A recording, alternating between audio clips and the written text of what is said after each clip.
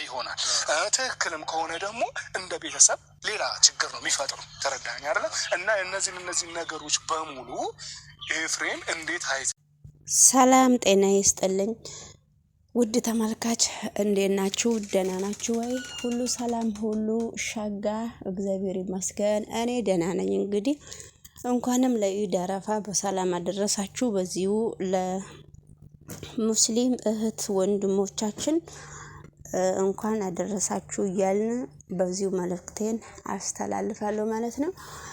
እንግዲህ ዛሬ ደግሞ ይዤላችሁ የመጣሁት ቪዲዮ የኤፍሬምና የታላቅ ወንድሙ የዲቭ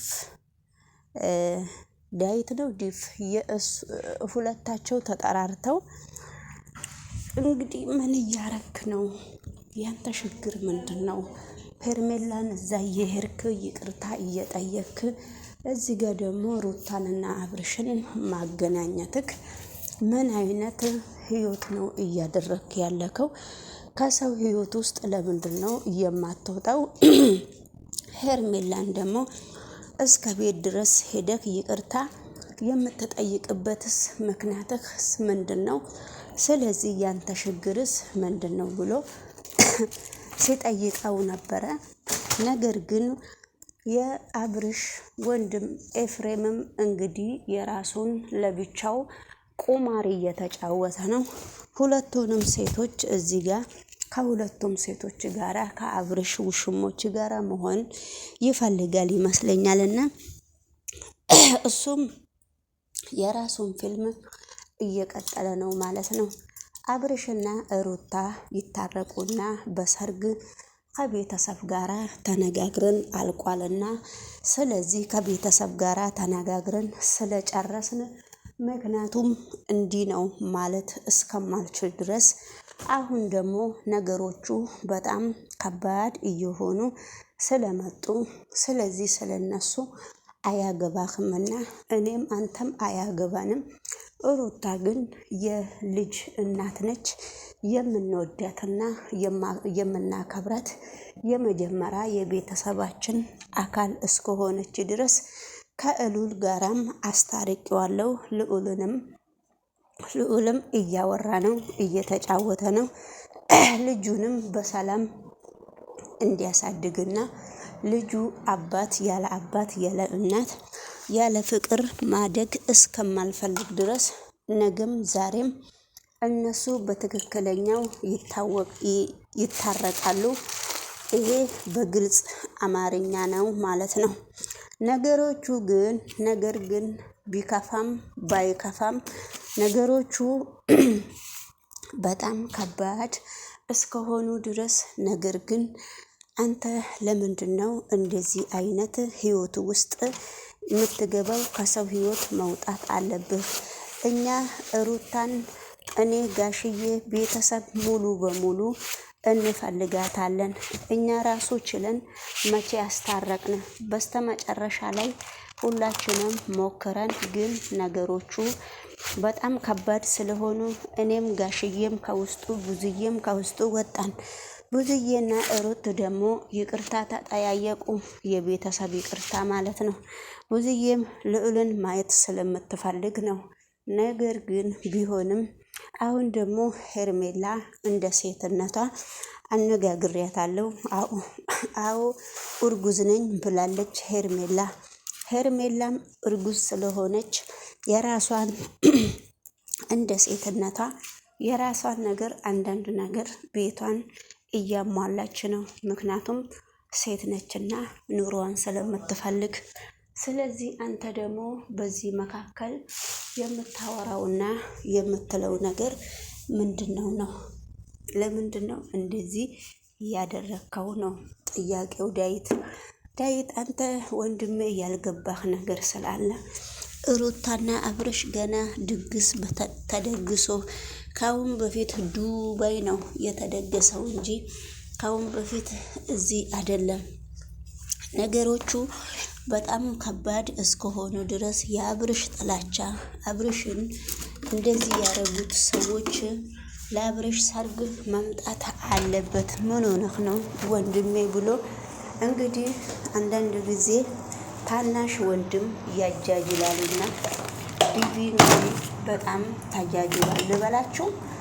በጣም እንግዲህ ከልጁ ጋራ ልጁ በጣም ከባድ ሰው እንደሆነና በጣም እንደሚከብድ ሁሉንም ነገር አይቶታል።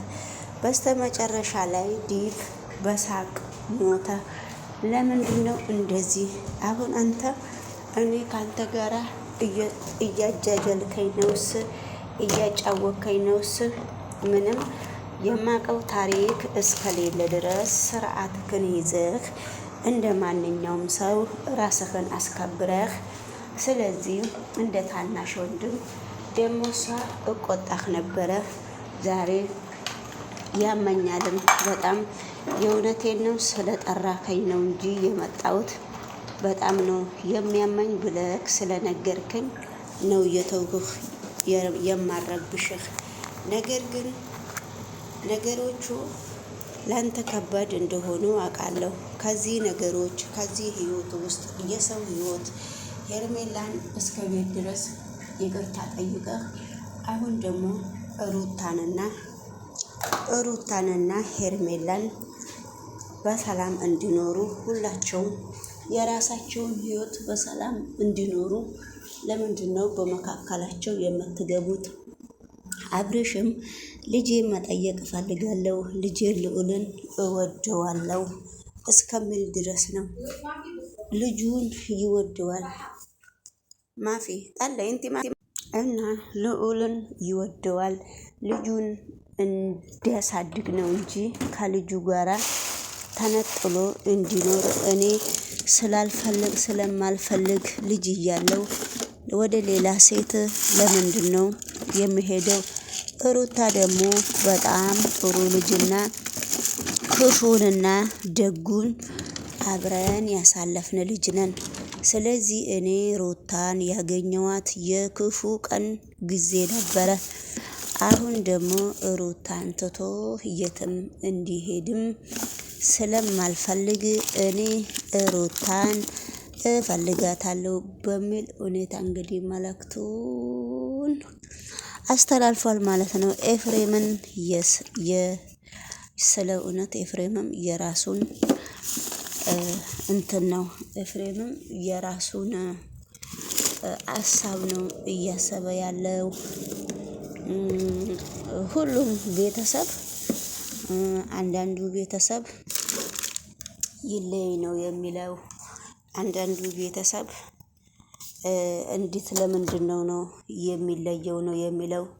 ነገሮቹ በአሁኑ ጊዜ ለነሱም ጥያቄ እየሆነባቸው፣ ነገሮቹ ለነሱም በጣም እየከበዳቸው እየመጣ፣ ስለዚህ ሁሉንም በጸጋ መቀበል አልቻሉም። ኤፍሬም አብሶ ሄርሜላና ወንድሙ አብረው እንዲኖሩ በፍጹም አይፈልግም ማለት ነው። እንግዲህ ውድ ተመልካች ነገሮቹ በጣም እየከባበዱና ነገሮቹን በጣም እያከረሩት እስከሆነ ድረስ እንግዲህ ሁሉም ነገር ለበጎ ነው ተብሎ ዝም ማለት ነው እንጂ ጥልቅ ወጣ ገባ ማለት ምንም ነገር በሰው ህይወት ውስጥ የሚያስፈልግ አይመስለኝም። አንድ ሰው እንግዲህ የራሱን ችግር አብሮ የሚኖር ሰው ነው የሚያውቀው የራሱን ትልቁ ችግር ማለት ነውና፣ ስለዚህ ምንም ማድረግ ስለማይችል፣ ስለዚህ እንግዲህ ውድ ተመልካች ነገሮቹ ከባድ እስከሆኑ ድረስ ምንም ነገር ማድረግ ስለማይቻል ነገሮቹን እግዚአብሔር ደግሞ ያቀላቸው። አብርሽ ደግሞ ምርጫውን ወስዷል። ኤፍሬም ደግሞ ምርጫውን አልተቀበለም። ሌሎቹ ደግሞ ምርጫውን ተቀብሏል። ሁሉም ሰው ወደ ተመቸው መሄድ ይችላል።